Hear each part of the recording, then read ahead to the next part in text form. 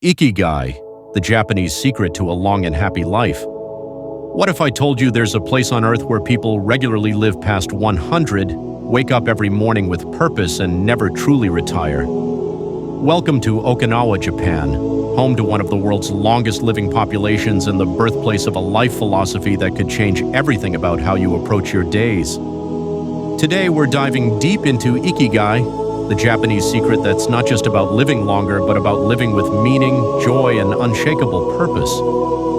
What is Ikigai? It means life's purpose or reason for being. It's the intersection of four fundamental questions: what you love, what you're good at, what the world needs, what you can be paid for. But here's where most people get it wrong. Ikigai isn't just about finding your dream job or making money doing what you love. The authors, Hector Garcia and Francesc Morales, discovered something profound during their research in Okinawa. True Ikigai is about finding flow in the small, everyday moments. Think about it. When you're completely absorbed in an activity, time seems to disappear. You're not thinking about yesterday's mistakes or tomorrow's worries. You're fully present. That's the essence of Ikigai, not a destination, but a way of being. The Okinawa Discovery. In Okinawa, they interviewed dozens of centenarians, people over 100 years old who were still active, engaged, and genuinely happy. What they found was remarkable. These centenarians didn't have a word for retirement in their vocabulary.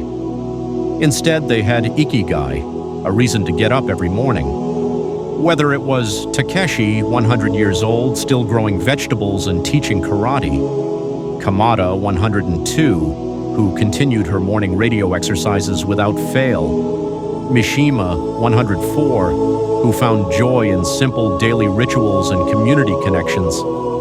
None of them were wealthy, none of them had glamorous careers, but every single one had found their Ikigai, their reason for being, and that made all the difference. The 10 rules of Ikigai. From their research, the authors distilled 10 essential rules for living with Ikigai. Let me share the most powerful ones. Rule 1, stay active, never retire. Retirement as we know it doesn't exist in Okinawa. People keep doing what gives them purpose, just at their own pace. Your Ikigai keeps you moving forward. Rule 2, take it slow. In our fast-paced world, this is revolutionary. Urgency and stress are the enemies of longevity. When you rush, you lose connection with the present moment. Rule 3. Don't fill your stomach completely.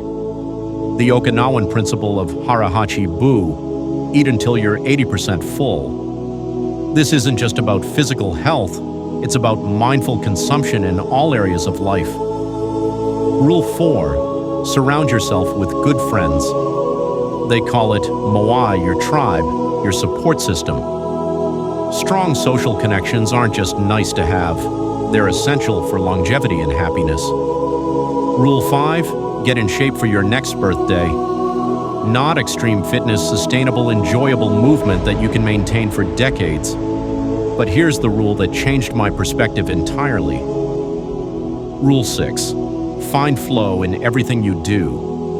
This is where Ikigai truly lives, in those moments when you're so absorbed in an activity that self-consciousness disappears.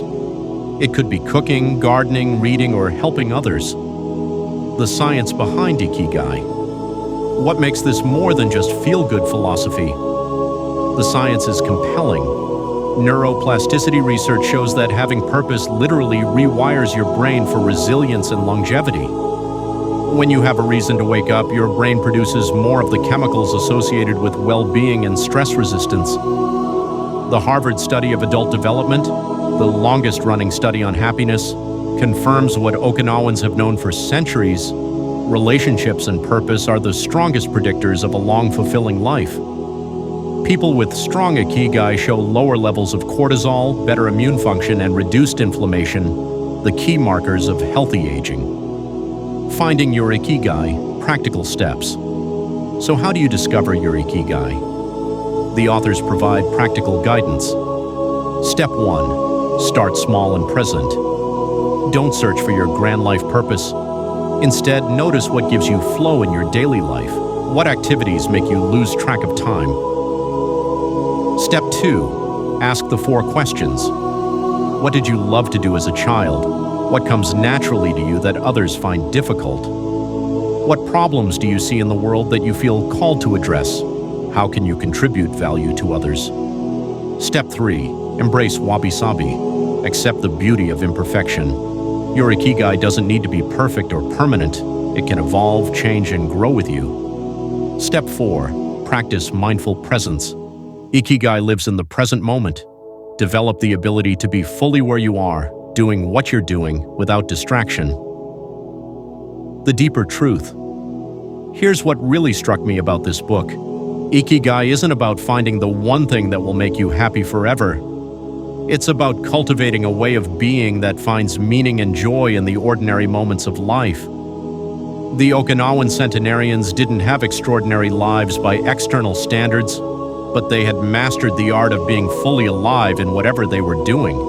Whether tending a garden, sharing a meal, or simply sitting in companionable silence with a friend, that's the real secret. Ikigai isn't something you find, it's something you cultivate moment by moment, day by day, call to action and conclusion. So here's my challenge for you.